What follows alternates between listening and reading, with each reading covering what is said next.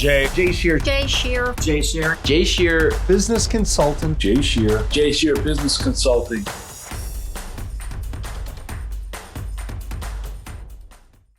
Hey, everybody. I'm Jay Shear with Jay Shear Business Consulting. We build solid foundations for service-based businesses to grow and scale and achieve the results and success they deserve. And you've joined Business Minds Coffee Chat.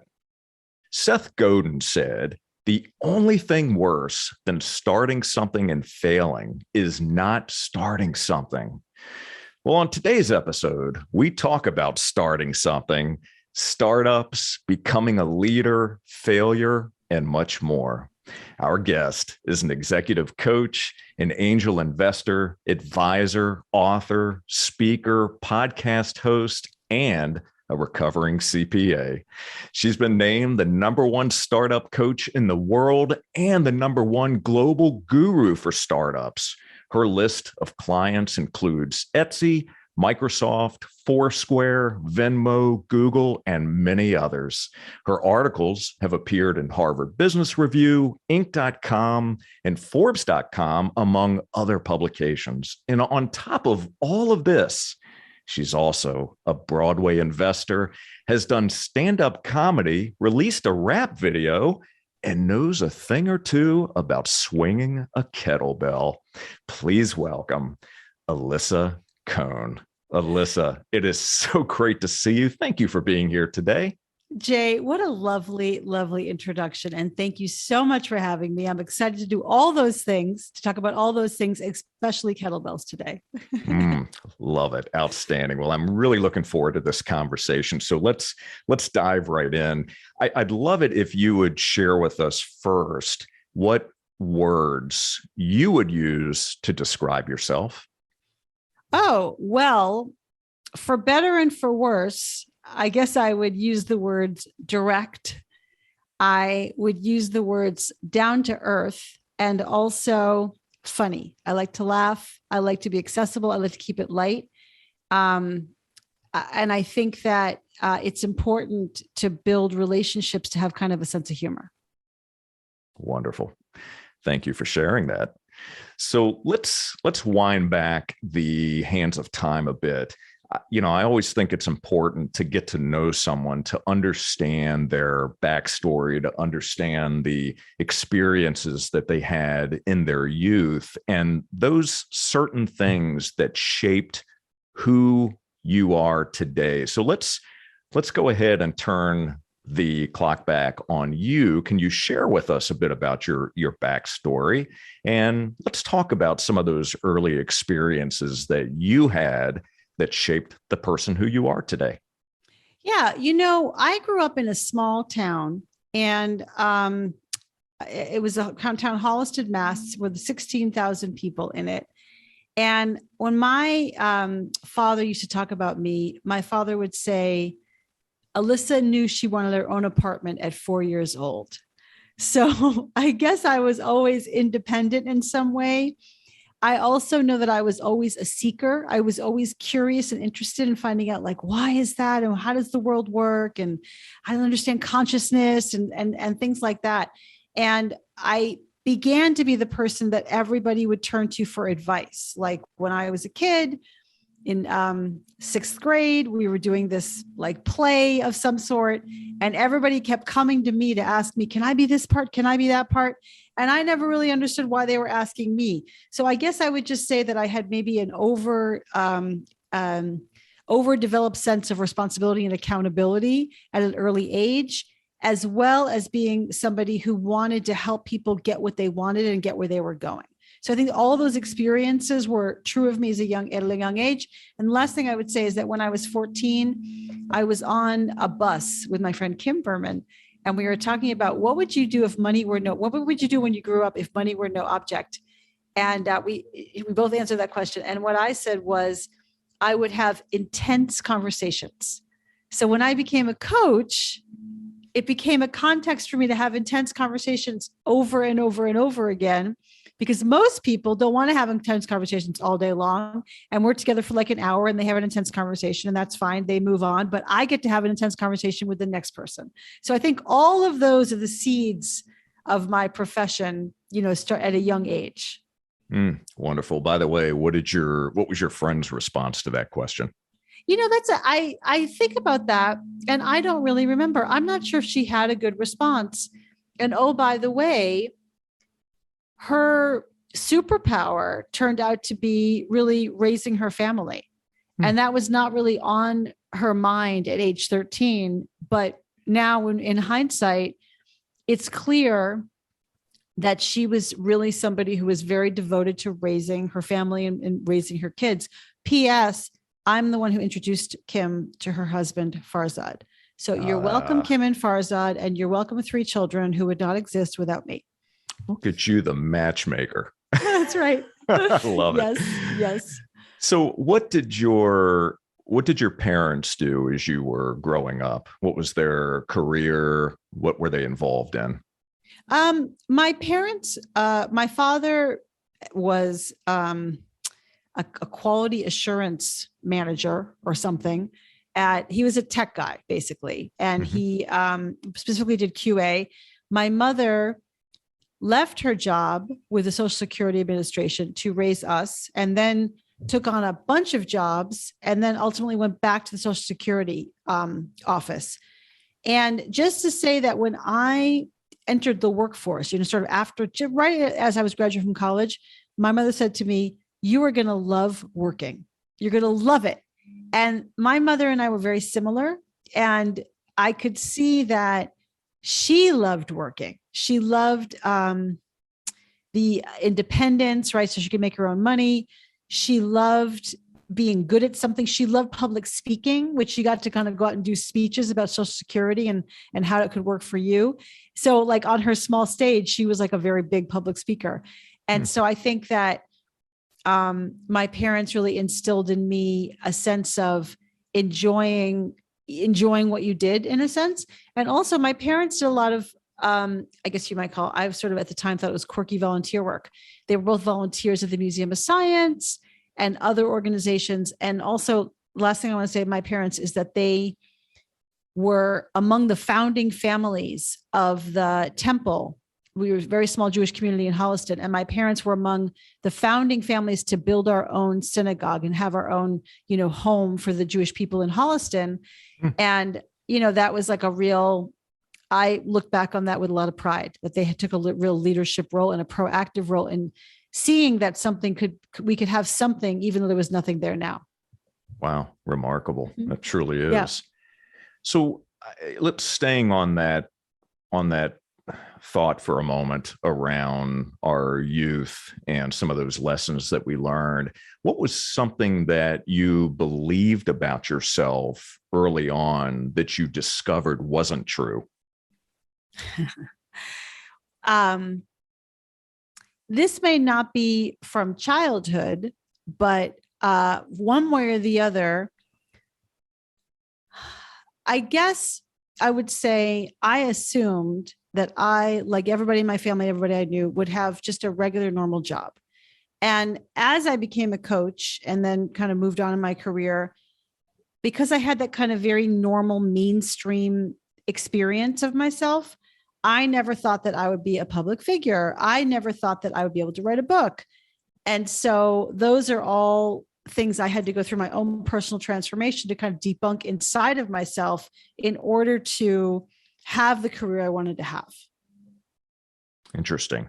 So let's continue to unpack that a bit, because as we start to talk about your latest book, the first part of that book, and I don't want to completely go there yet, but the first part of it is really the work on you. And one of the things that I always say is that if you want to grow a business, if you want to grow a thriving business, you have to grow you first. So along those lines, would you say that the work on you, Alisa, continues today? Yeah. the work is never ending. The work is always, and as you know, my rap video is called "The Work Is in You," because Yes. the work is in you. That's why. And that is what self-development is. That is exactly what self-development is. It never ends. And if you're not learning and you're not growing, then you're dying. So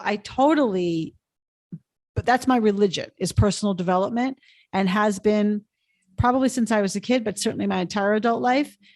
And it's not like, oh, I'm bad, I need to get fixed. It's more like there's more to aspire to. And isn't it interesting and fun to enjoy the process of learning and growing and aspiring to more? Love that. So let's talk about that process then for you. So when you, if we never thought that we would write a book, or that we would be a coach, or that we would have this particular client, what is the process for you in order to achieve something new, or grow a new skill set, or go after, like, let's take the book as an example. So you never imagined writing a book. So what was the process like then to be able to change that storyline that you were telling yourself? Yeah. So it comes to mind. I just recorded a podcast episode of my podcast, From Startup to Grown Up. And I talked to Raji Thomas, the founder of Sprinkler. And he said, everything is created 2 times, first in your mind and then in the world. And I love that quote. And I resonate with that because I could never imagine seeing myself writing a book. So like my creation in my own mind was, you'll never be able to do that. So I had to be able to transform that, as in, for me, it was a lot of inner work, like as in what is in your way. And my friend Michael Bellier Sr. was kind enough to do this Immunity to Change workshop with me, this very like sort of small piece of work. And he helped me identify the constraining factors. Basically, when we're not changing to do something we want to do, it's because we have one foot on the accelerator. That means like we want to do that, but we have one foot on the brake. So what's on the brake? And I identified for myself by really going deep, an understanding of like my identity and what it would mean for me. And also my concerns, like as in people who write books are like this, and I don't want to be like that. They all talk about their books all the time. And they're always like kind of quoting themselves. And I thought that was annoying.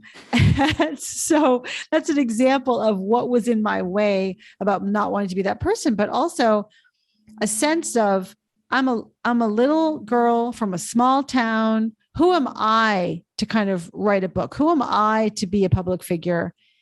And I had to sort of really come to terms with that. And it was quite painful. I'll be honest with you. I can sort of joke about it now, but it was really painful to both want something so much and not be able to do it, but also to look in a clear-eyed way about what I was holding on to that was in my way. So then I think the process is in some ways just untangling, surfacing those things that are really in my mind and in my body, right? In myself, and putting them all on the table. That's kind of, I think, like a deck of cards, like all on the table.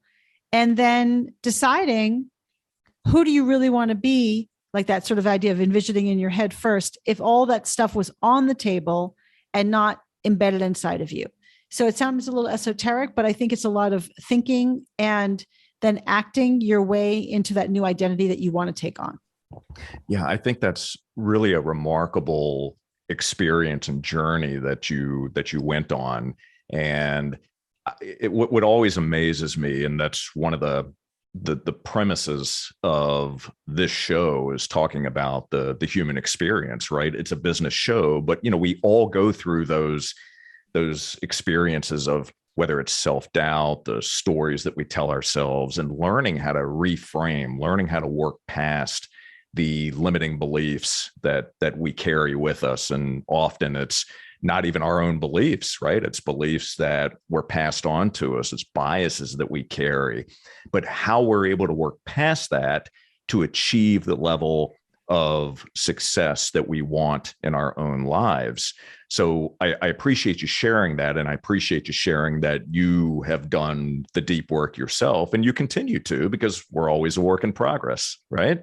Yeah, for sure. I think that for me, it would be like hypocritical if I weren't willing to do the deep work. And also, I think what makes me a great coach is that I've experienced all the obstacles that other people experience. I'm not like, oh, some special, person born like whole cloth. I've like done the work myself and walked the path myself. I was just at an event when we were going to events in September. And I was telling the story about my development and my obstacles. And someone said, oh, wow, you're a coach. So like, I would have thought that you would have been able to figure that out for yourself. And I'm like, no, that doesn't work that way. I'm a human being. And I became a coach because I'm interested in, obsessed with, passionate about, that's my life's work really, is to untangle my own obstacles. And in doing so, find ways to help other people untangle their own obstacles. Beautifully said, truly. So do you have coaches yourself for different areas of your life and business? Definitely. So one mainstay coach in my life is my fitness coach who coaches me in kettlebells. And actually, I've learned a lot from him about coaching and actually the power of positive feedback that has really been clear to me through him because he's very positive. And so he's not like, pushing me like a taskmaster. He's like encouraging me by showing me what's working. I have another coach that helps me with my business, sort of a peer coach. We think about business together. And then I have another peer coach. We coach each other about our own personal growth. So, and I also have a lot of mentors. I mean, I'm interested in community and I think about the world as like everyone's on my team and I'm on everyone else's team. And that's like a good way to live your life. I love that. And for all of you that are watching and listening right now, I want to make sure that this point is not lost on anyone, that no matter what our position is in life, no matter how far we've come, no matter how much further we have to go, coaching is relevant in any place in business and life. Here with a very successful coach, executive coach, Alisa has coaches. And so we talk about that and the importance of surrounding yourself with others who have been there, who've done that, who can help push you, who can help drive you forward. And so keep that in mind and never get to a place where you think you've arrived and that you can't grow anymore, because we can always grow. We can always learn more from others.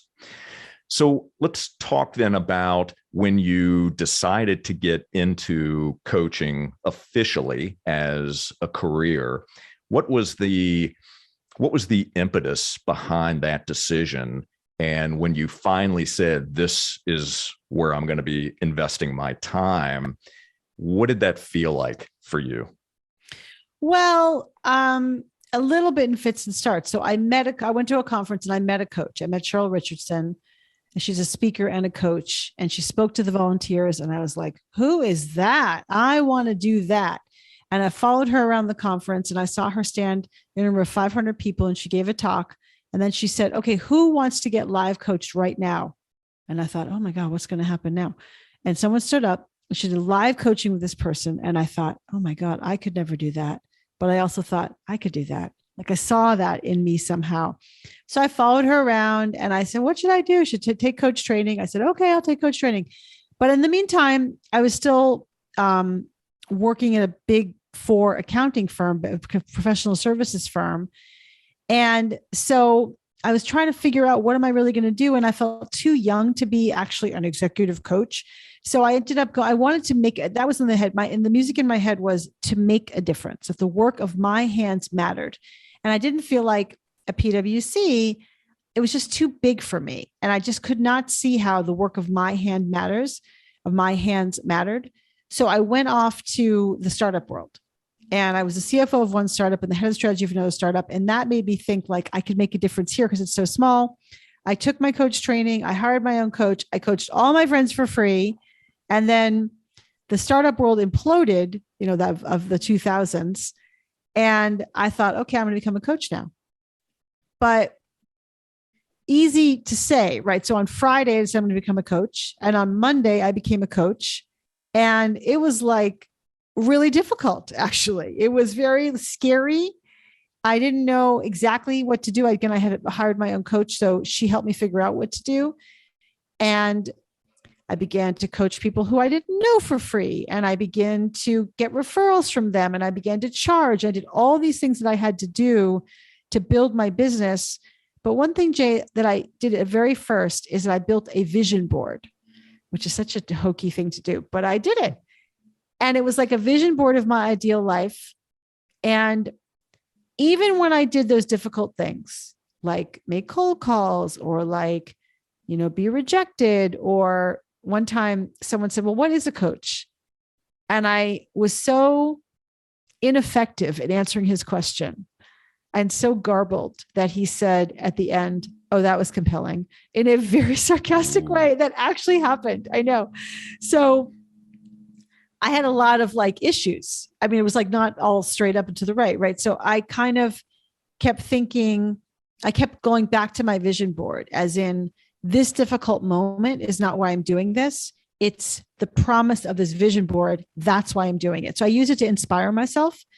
And I kept putting one foot in front of the other. And when you ask me how it was terrifying and like very confronting, but also I made progress and got traction very quickly. And it did feel like me. This is what I'm meant to do. And so I had to work through the fact that it wasn't secure at first, and the fact that I was scared, and the fact that I had to push myself to do things I didn't really want to do. And I think that all made me stronger. That definitely all made me stronger. And that ultimately becoming successful is very rewarding after that kind of beginning. Interesting. Do you still have that vision board? I do. I have that in my home in New York. It's not even hanging up because I don't quite know where to put it, but it's still meaningful to me. What on that vision board have you not accomplished yet, but know that you will and are on a path to do so? That vision board is 20 years old, and I've accomplished much more than that was on that vision board, so in fact, I could have, if I had advice to that person, right, I would want to tell that person who created that vision board, number one, you're going to be successful, so calm down. And number two, think bigger, think much bigger. And I didn't know to do that. The reason the vision board is still inspiring to me today is because it's a marker of who that hopeful person was. And it's not an activity that I would ever do. It's like, it's kind of touchy-feely for me, and I don't believe in that. Let's just go. But the fact that I took the time by myself, no one gave me the assignment, that I took the time and energy to find magazines and cut out the stuff and, like put it on the board itself, must have meant it was pretty important to me and significant to me. And when I look at it, I see the person, I think of the kid who did that vision board. Yeah, it's interesting to have something that we can look back on to evaluate the progress that we've made and how we've changed as individuals. Definitely. And do you, as part of your coaching today, do you encourage clients to create vision boards or something similar, let's say, Yes. to be able to define what their vision looks like? Yes. So 2 examples of that. This is what happened when I was still living in Boston. So, kind of about at least 15 years ago, I was working with a client at an executive at a very mainstream public tech company. And I don't know even how we got there, but at some point I found myself prescribing the vision board to him. And he was the most straight-laced Boston guy in the world. And to my surprise, he accepted the assignment of the vision board. So he did the vision board. He got magazines and, got the vision board and wrote, cut out, like, it's not really a male activity, right? Cutting out like pictures in a magazine. And he brought it in a few weeks later and showed it to me, and then told me how as he said, he took his wife through it. He took his kids through it, and it was a really nourishing activity. And you know that no one's telling him on a regular basis to make vision boards. So for him, he found it a very nourishing activity, and it was clarifying, right? It was clarifying for him about kind of where he wanted to go in his mind's eye. So that's one example. The second example is that I regularly deal with founders who are undergoing like understandable self-doubt, because it's really hard to build a startup. It's really hard. And they're feeling like imposter syndrome, and they're managing people who are older than them and they can't raise money, or the VCs are being, intimidating or whatever, or, a lot of setbacks happen. And what I have them do is do a highlight reel. So it's not exactly a vision board, but it's a reminder of who are you when you're at your best. And I ask them to think about their best moments and when they're most confident and when they're most successful, and write them down. And then they have like 5 or 6 anecdotes right there to help remind them of their greatness, their brilliant capacity, even in moments where they're not feeling that way. Wonderful. I mean, also what a great reminder, and something that you can always go back to. So to your point, when you're experiencing that self-doubt, or I can't do this, or I'm not good enough to do this, I can always go back to that and see that I have accomplished, right? I can do this. I've shown myself. I love that. What a great example to work from. So let's jump into your new book, From Startup to Grown Up. That book, and I am just finishing it right now. I actually am listening to it on Audible, and I'm going to buy the hard copy version as well, because I really like to have both. But like you, working out with kettlebells, I listen to it when I'm running, when I'm in the gym. It's just a great time for me to be able to process information and absorb it. So that book is really, it's a framework for entrepreneurs that are on their journey from founder to CEO. And it's broken down into 3 primary parts: managing me, right? Managing me, managing them, and then managing the company. So before we dig into these areas, I really want to find out from you, because you had to deal with overcoming that self-limiting belief that I can't write a book, but you did. Yeah. When did you start to write the book? And walk us through a little bit of the process of writing. Once you started writing, did it all just kind of come together for you? Were there the ups and downs that you deal with? Just kind of walk us through and how that felt. Well, I had a number of fits and starts with the book, and I had met a publisher along the way, and we talked about what the book would be about. First of all, I would even say before this, I worked with somebody on a proposal. And at the end of that proposal, I was like, this book is so boring. I don't want to write this book. This sucks. And so then I put it away, as it did. And so fits and starts, right? And then I brought it back up, and I met an editor at a publishing house. So not an agent, but actually an editor herself at the publishing house. And she encouraged me to write a table of contents, which I did. And then we had a conversation back and forth. And then again, I kind of left it. But when I came back to her, I sort of kept thinking about it. And I kept thinking about what is, to your point about framework, what is the framework that I want to divide it into? And I thought managing you, managing them, and managing the business was sort of maybe obvious and kind of vanilla. And I would bounce it off of people and they'd say, oh, that's great. Oh, really? That's good. Really? Okay. So then that was helpful. And by the time I was ready to show it to her and others again, in my mind's eye, I thought, I'm going to talk to a number of publishers about this book, agents and publishers and whoever. And if nobody wants it, I'm going to write it myself. I was ready. In my mind's eye, I was going to self-publish it. That's what I'm going to do. So, luckily I won't say luckily, but happily, I guess, I got the contract with Kogan Page, my publisher. They're an international publisher. So I was really excited to have international reach. And that we finally signed that in September of 2020. So then the deadline was April 1st. And I was like, what? What are you talking about? I can't do that. But I thought, well, yes, I can. I can, because sometimes extra time doesn't actually help you, right? Sometimes deadlines are so powerful and you can compress what you need to do in that period. So I began by talking to a recorder. I recorded a bunch of stories, and I recorded them and I recorded them and I recorded them, and I would send them to people and they would ask me other questions. And so I had like a set of stories as a starting point, and I began to write them out. And then in the middle of, I was probably on chapter 5. And I already had my title, From Startup to Grown Up.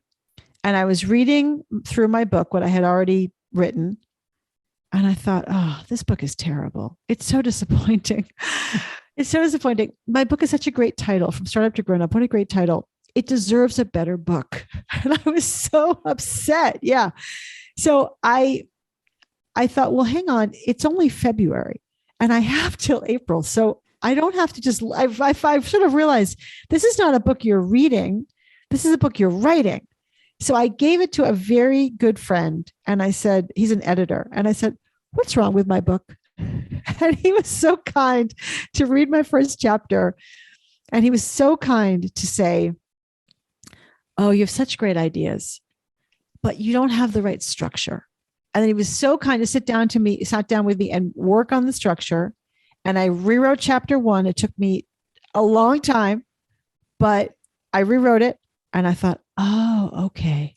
And from there on out, I was just go. I was like, rewrote chapter 2, rewrote chapter 3, and they kept getting easier because I had my structure already all set and I gained confidence. And also there's a point of like, I'm going to be able to hit my deadline. I can't believe it. Me, I'm going to write a book. It's going to happen. So that was also very motivating. Wow. What an amazing process. And, I'm listening to you, and that can be applied to so many different areas, right? The pushing through, the creating a deadline, compressing that deadline, right? As opposed to giving ourselves so much time. Working with someone, whether it's a coach, an editor, right? Someone who can provide us some tools that can really help us, that we can pull from when we need them, and just doing the work, and then realizing that confidence, competence loop, and how we continue to grow in our confidence level as we become more competent in what we're doing. I think it's a great analogy for so many other things that we deal with in life. And thank goodness you continued to push through. So you were able to bring that book to life for the rest of us to learn from and experience. So let's talk then about the first part of this around managing you. And I love that you started there, and it's such a great book. And for all of you that are watching and listening right now, I mentioned just a couple minutes ago that I've been listening to it on Audible, but I'm also going to buy the hard copy version of it. I would encourage everyone to do exactly the same thing, right? Buy both, because at least the Audible version, you get to hear Alisa reading the book, telling the stories. And you've got such a warm, as everyone can tell through this conversation, you've got such a warm and great personality that comes through in the book. And it just it pulls you right in. So let's talk about the managing you piece of it. Why managing you? Why is this so important? First of all, thank you for saying that. That's very nice of you. Managing you is so important for all the reasons we were just talking about, right? In the sense that you have to believe you can do it. You have to handle yourself. And there's a lot of elements of managing you. So first of all, it has to do with you as a leader, you as a human being. The first person you lead every day is the one who wakes up in your pajamas. And so you have to deal with that person, right? And that means that whatever your job is, if you're a parent, you've got to act like a parent, right? Not like, oh, I don't feel like it. Well, you don't have a choice, right? If you are a leader in a company, you can't be like, oh, I don't feel like being a leader today. No, you've got to get yourself into the right state of mind to realize I need to be this person, this sort of archetype, and this person in my life today, whether it's professional life or personal life. The other thing is that it's really important to have self-awareness, to know your natural swings, what drives you crazy, what lights you up, what your blind spots are, what your impulses are. All those things are super important just to be aware of yourself so that you know when you're susceptible to being grumpy or irritable. You know when you're susceptible to making decision mistakes because you were sort of too taken with an idea or too quick to jump into something. And then the other part about managing yourself has to do with managing your own psychology in the startup world, but also in life. There are lots of ups and downs. And so you've got to be able to deal with the ups and downs with resilience, with optimism, with ability to find the action to take and next steps to take, and not to get mired into the critics in your head and the external circumstances which are conspiring against you. So all of that is managing yourself. So let's talk just very briefly then about blind spots. I want to take just one segment of this. And for someone who just, they're not aware, right? They haven't cultivated that self-awareness. What are some tactics that someone can employ to better understand where their blind spots are and how they can more effectively receive or ask for feedback? Right. So a good way to get at your blind spots is to get feedback from other people. And you can do that by hiring a coach or even just doing an anonymous survey tool and ask people around you, what are your strongest strengths? Because sometimes blind spots are also this good stuff. Like, oh, I didn't realize I was so good at that. People saw that in me. And then also, what are my weaknesses, development opportunities, obstacles, and blind spots? And people, if you give them the permission to tell you, will tell you what you're not seeing. I'll speak for myself. Long ago, I took this training program in the Hogan assessment. And it's a very powerful tool. And you had to take the Hogan assessment. So I took the Hogan assessment and I had this person, a very young woman in Oklahoma. She debriefed me. And she was sort of talking like this. And she was very young and she had a breathy voice. And she said, well, it says here that you're kind of you're easily irritated. And I'm like, I'm not easily irritated. That's not true. What a stupid assessment, right? That's just not true. So for 2 weeks, I walked around the world and every time I got irritated at like standing in line or whatever, I thought, I wonder if this is what she meant by easily irritated. And so it's like, you've got to take these little glimmers of things, especially that you disagree with violently. And what I tell my clients all the time is try them on, just like a raincoat, just try them on and see if they might be true. You can always give them back, but try them on when people are willing to give you a little glimmer of input that you don't recognize. Then the other thing I would say is that journaling is very helpful because when you journal over and over again, you may see patterns over and over again of a certain kind of person who bugs you, a certain kind of circumstance, or even just like a time. Like I know that one of my clients in doing bullet journals throughout the day, he realized he was always irritated around 3:00. Interesting. What do you have for lunch? Oh, you skip lunch. Oh, interesting. How about a snack? You think a snack might help? Right? We're just like a bunch of chemicals. And so it was a blind spot for him that people were actually nervous to approach him later in the afternoon, which is just not a very good look as a leader. And so as he came to terms with that and sort of saw what he was going on inside of him, he could easily fix it, but not until he could see it. Amazing. I think one of the most important aspects of that, once we've identified what those blind spots are, is being able to receive the feedback and understanding that, as you said, it's an opportunity to grow. It's an opportunity to become better. I know throughout my own corporate career and years in management and leadership that there were definitely times that I let my ego get in the way where if I received feedback, I didn't take it the way that I could have, should have, and it would have enabled me to learn and to improve in that area. So I can't change the past, right? But I can learn from that and use that as inspiration to get better moving forward. Right. Totally. Yeah. So then let's talk about managing them. So we've gone from managing us to managing them. So what are some of the key lessons that we should be paying attention to in the managing them section? Well, managing them is a whole basket of things. And it really has to do with no matter what, you have to grow as a leader, right? So everybody starts off, well, I'll say normal growth as a leader is that you're an individual contributor and you take joy in your own success. And you've got to shift that to take joy in other people's success. Now, founders have a more difficult journey in some ways because the entry level position of a founder is leader, right? Like you don't get the chance to get groomed inside of IBM for 20 years if you become a founder after only one or two job experiences. So you've got to grow rapidly as a leader. And that means learning the tools of feedback, of delegation, of how to manage people.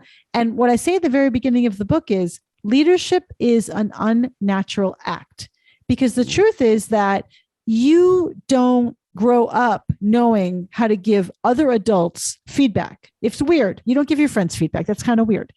Also, most of us grew up with this experience of being uncomfortable with conflict or being uncomfortable with real talk. We don't usually have that in the home. By the way, if you're the rare person who has that in the home, trust me, nobody else in your workplace got that in the home.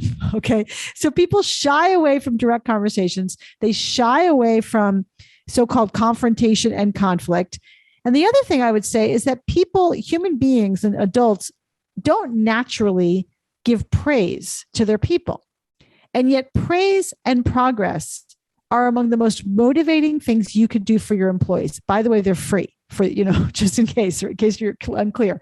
So we're missing this magical management tool of praise and showing people progress because people kind of feel uncomfortable about how do you say like, I love you in the workplace, right? That's how people kind of relate to praise.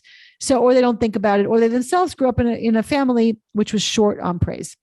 So for all those reasons, you have to unlearn some things that you learned, and you have to really quickly, rapidly learn the tools of just how to manage other people and how to have the sort of sensing, the way to sense how other people are feeling and adapt your style to them as opposed to the way you naturally are. So back to self-awareness, you take your self-awareness and you figure out what your natural swing is. And then how do you have to adapt it to these other people in order to get the most out of them? Amazing.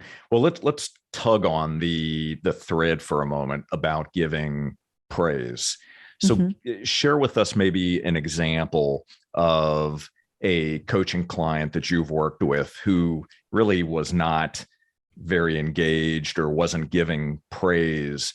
How can someone learn to give praise? Should they do it immediately upon seeing someone doing something well? What are some things that we should be paying attention to?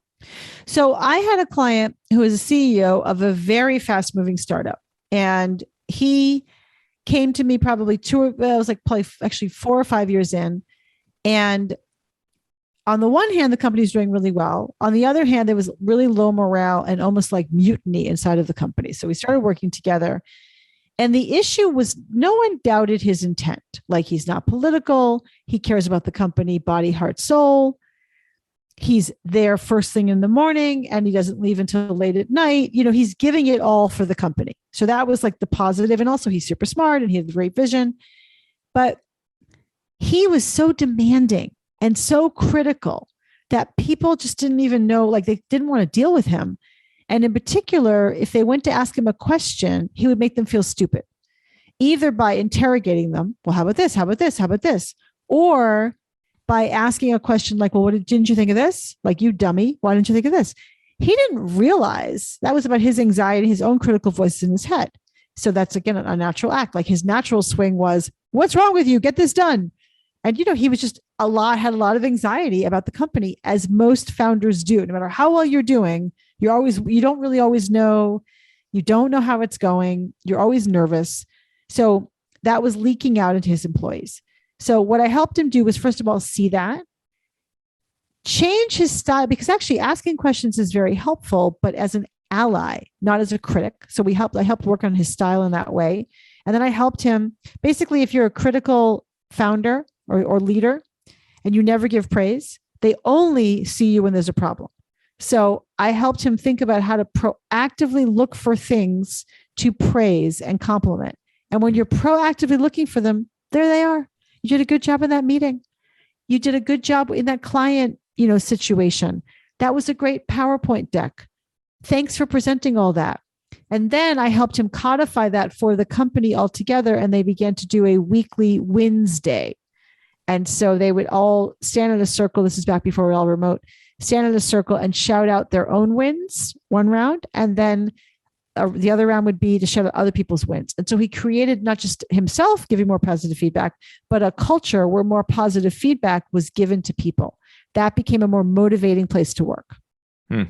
Wow. What a great example. And I love the idea of the Wednesday. What a great way to shine a light on the good, shine a light on what people are doing and how they're showing up as a winner in the business, and congratulating them for that. So let's go to then the third section of the book, which is around managing the company. We've talked about managing ourselves, managing them, and now we're talking about the company itself. Well, I would just say we're running a business here. We can't lose sight of that. So ultimately, we need results. What I find is that founders and many leaders actually don't know how to set goals.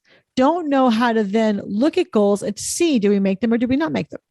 Don't know how to then recalibrate. Just basic things like that, sharing a dashboard, codifying things in terms of the most important projects of the company. Are we green? Are we yellow? Or are we red? And also, I would just add that you need to have systems and processes and tools in place to help you know how you're doing so you can direct people. I once, one of my clients, a CEO and a founder, we dealt with this because his head of marketing, what he said was, she's trying so hard and I don't, but I can't give her feedback because she's trying so hard, but she's not making the cut. So I said, well, how do you know she's not doing a good job? Oh, I just feel it. Okay, well, do you have goals? Well, not really. So okay, I understand that, right? So then I helped him think about how to set goals and how to have a conversation with her about her goals. And then the feedback conversations were no longer about this feeling he was having and this concern about her personality, but instead they were focused on whether or not she hit the goals. And for him, it took down all the pressure because it was no longer a conversation about her. It was only a conversation about the business goals. So in a sense, they can always drive you and orient you, and they can be your North Star. Wonderful. So I want to make sure that everyone that's watching and listening knows that this book is chock full of tools, and Alisa provides additional information that's available on her website, which we're, of course, going to link to. So make sure that you definitely apply the lessons learned here, but understand in the limited time we have, we're just barely scratching the surface, but it goes very deep and provides you all you need to do, right? All the great information that if you do apply, you will have much greater success and you will learn how to become a leader, how to become that CEO. So I want to ask you before we wrap up here, you started a podcast under the same name as your book, From Startup to Grown Up, and you started the podcast in 2021. And I've listened to several episodes. I love your style. You've had some fantastic guests on that show. What was the impetus behind starting the podcast, and what have you learned in the number of episodes that you've recorded about the experience of being a podcast host? That's a good question. I interviewed a number of founders for my book, and I loved it. We had these great conversations, and we had like an hour-long conversation. It was so wonderful. And then I could only publish in the book, 250, 500 words from each of them a few times. And then that was it. And then the book got published. And I thought, oh God, it was so fun to talk to those founders. And I learned so much and it was so powerful. Well, I guess I need to start a podcast. Now we can podcast, right? So I said, oh my gosh, I want to have those conversations. And this book, my book right here, is a starting point for the conversation. And so it's published, and the tools in here, I think, are very helpful and universal. And also, to me, there's an ongoing dialogue about what it takes to grow personally as a leader, which is my passion, and what it takes to grow personally in light of your being anyone who's going from startup to grown up. And so that's why I started the podcast. And in terms of what I've learned, so much, but what I've especially learned is the intense need to manage your own psychology when you're going through any difficult thing. And any difficult thing is like in your life, as well as in your leadership, and certainly when you're building a startup. All right. Wonderful. Well, we're going to link to the podcast as well in the show notes. So, Alisa, what challenge would you like to leave our audience with? Well, I guess I would say this. We talked about blind spots. So my challenge to everybody here, actually, there's two challenges I want to give you. My challenge to everybody here is to think about what blind spot am I missing and go find it, like either by journaling or by talking to people or something. Go find a blind spot for yourself, just out of interest. You don't have to do anything about it if you don't want to, but one way or the other, challenge yourself to find a blind spot. And the second thing is this. We are in a polarized world right now that is causing a lot of issues for all of us. Do one thing yourself to be less polarized by seeking out someone you disagree with and simply asking them about this topic that you disagree about and listening to their point of view without challenging, without telling your point of view. All you have to do is to listen and accept that they have a point of view and go find out and be curious about what it is. Wow. Fantastic. Two really strong challenges. So please make a point and go out and accept that challenge. Let's see what you come back with. So, Alisa, before I ask my final question, please share with our audience where we can connect with you, consume your amazing content, and just get into the world of Alisa Cohn. Well, thank you. You can come to my website, alisacohn.com, and you can download my 5 scripts to help you navigate difficult and delicate conversations, and one to make your life better. I have a number of scripts in my book, but they're different scripts on my website, so you'll need both to live a good life. And also, you can come and follow me on Twitter at Alisa Cohn, and also connect with me on LinkedIn, also Alisa Cohn. Outstanding. Thank you so much. So here's my final question to you. What's one of the most valuable lessons that you've learned from a client that you didn't expect? This is a theme that has come up with a number of founders, is that I had this client I still work with who is massively successful. And when I met them, they were kind of like, 20 people in a WeWork. And I said to the CEO, "Oh, well, you really kind of, gotten really nice. This is nice. You've created a nice thing here." And he said, "Oh, listen, we're just getting started." And they always say to me, "We're just getting started." And I've learned the depth of what it means to be anywhere in your life and anywhere at the pinnacle of your career, anywhere in your career, and to think, I'm just getting started. Love that mindset. That's a good one. I think I'm going to use that as one of my mantras. Beautiful. So, Alisa, thank you so very much. I'm grateful for you, as the shirt says, which is the reason I wore it today. Thank you for sharing of your knowledge and your wisdom. Thank you for bringing this book to life and helping us all become better leaders and better human beings overall. So thank you. Thank you, Jay, for having me. I loved the conversation. Absolutely. My pleasure. And for all of you, thank you so much for watching and listening. And would you please take a moment to subscribe, rate, leave us a review? We would love it if you would share with us maybe 1 or 2 key takeaways from this episode. And to enjoy more episodes and to learn how Jay Shear Business Consulting can build a solid foundation for your service-based business, all you have to do is visit jayshearbusinessconsulting.com. And until next time, keep learning and growing, read and apply the lessons in From Startup to Grown Up.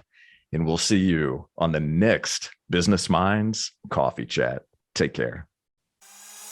Jay Shear. Jay Shear. Jay Shear. Jay Shear. Business consultant. Jay Shear Business Consulting.